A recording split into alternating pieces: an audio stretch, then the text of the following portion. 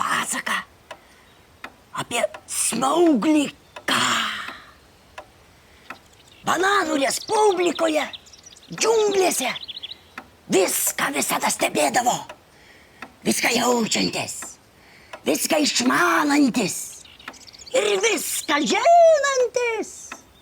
Išmintingas Smauglys K.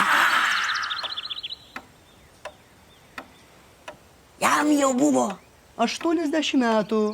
Nors jam buvo 80 metų, bet jis dar nebuvo praradęs savo gudrumo ir įtaigumo. Vos tik sušnypš Ką ir visos džiunglės suklusdavo. Ką pasakydavo Ką, o Ką visada turėdavo pasakyti Ką.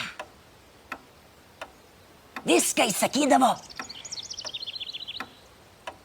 su paslėpta mintim. Ironiškai.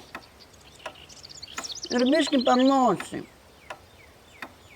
Taip, visos džiunglės įsiklausydavo ir budėdavo, ką pasakys Ką.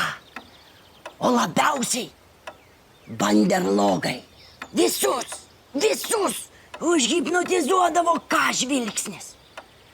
Būdavo iššliaužia Smauglys į signatarų rūmus. Atsisėda balkoniukį ir stebi banderlogų būrį ir šnypšia.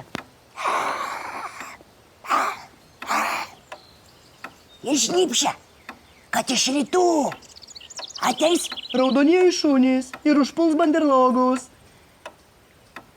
tada banderlogai hopnitut, hop,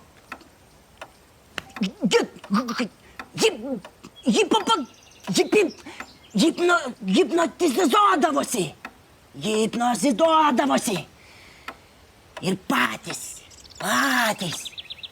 užsidėdavo megztas beretes ir lįsdavo Smaugliui į burną.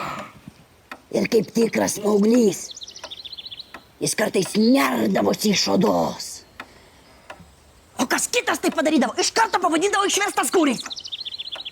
O kai Smauglį pavadindavo Mr. President, tai ką tu, vaikeli, ką tu? Smauglio odos spalva iškart pasikeisdavo. Oi, ir aš ten buvau, Smauglio šnipštimą girdėjau, megztą beretę turėjau. Oi, ir per kitą vasario 16 vėl ten nueisiu.